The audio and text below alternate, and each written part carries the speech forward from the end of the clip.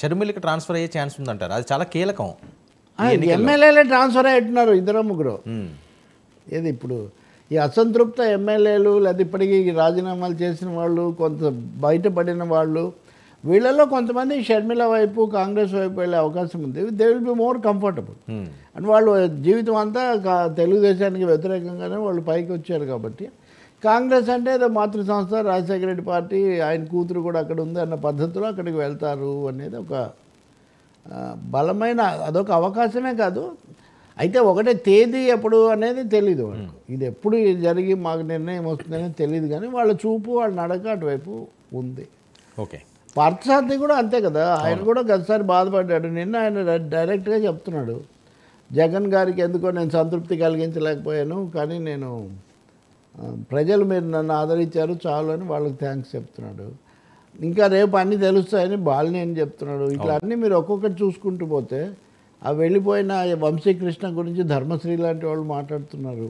అతను కూడా అసంతృప్తితోనే పోయాడు కదా, పదవి లేక. కాబట్టి సార్ మరొక విషయం, ఈసారి జగన్మోహన్ రెడ్డి గారు తీసుకున్న నిర్ణయంలో మనం చూస్తున్న అంశాలు చూస్తే, వస్తున్న వ్యతిరేకతలు చూస్తే, ఏ మంత్రులకి ఈసారి సీటు ఉండే అవకాశం లేదండి.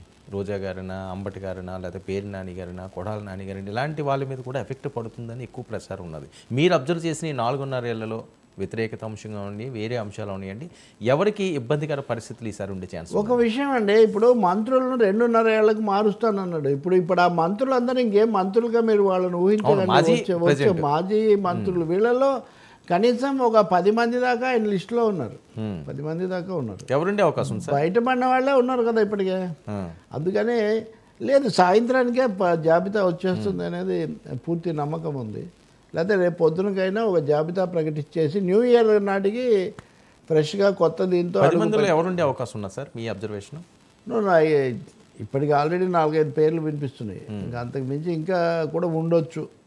10 మందిని మారుస్తారు, జిల్లాలో దాదాపు సగం మందిని మారుస్తారు. ఇటువంటివి వచ్చినప్పుడు మీరు మంత్రులు అనే వాళ్ళకి ఇప్పుడు తావేటి వనిత పేరు ఇప్పటికే వచ్చేసింది కదా. ఉదాహరణకు రోజా గురించి సందేహాలు ఉన్నాయి కదా, ఆమె నేను సిద్ధమని ఆమె ఇప్పటికే ప్రకటించారు కదా.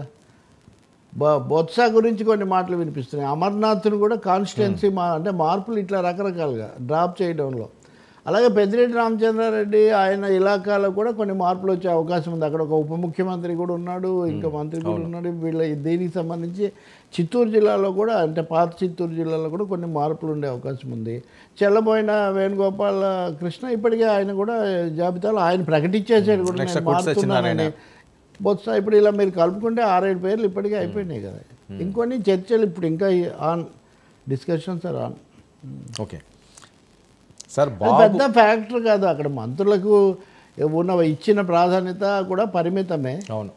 పైగా వాళ్ళకు పదవులు కూడా నెక్స్ట్ టైంకి లేవు. ఇప్పుడు నేను ఇందాక అన్నట్టు పోనీ మాకేమన్నా ఇస్తారని ఎమ్మెల్యేలో కొంతమంది అడిగితే వాళ్ళకు కూడా కుదిరే అవకాశం లేదు. సోషల్ బేస్లో అసలు ఈ ప్రాతినిధ్యమే తగ్గుతుంది రెడ్లకు అనే మెసేజ్ వాళ్ళకి చేరింది. సో రెడ్డి మంత్రులకు కూడా నేను చెప్పిన ఇది వస్తుంది. 2-3 ఉన్నారు అట్లాంటి వాళ్ళు. రైట్ సార్, మరొక కీలకమైన అంశం ఈరోజు జగన్మోహన్ రెడ్డి గారు ప్రస్తావించిన అంశాలు నేను ఒక్కొక్కటిగా మీకు చెప్తాను.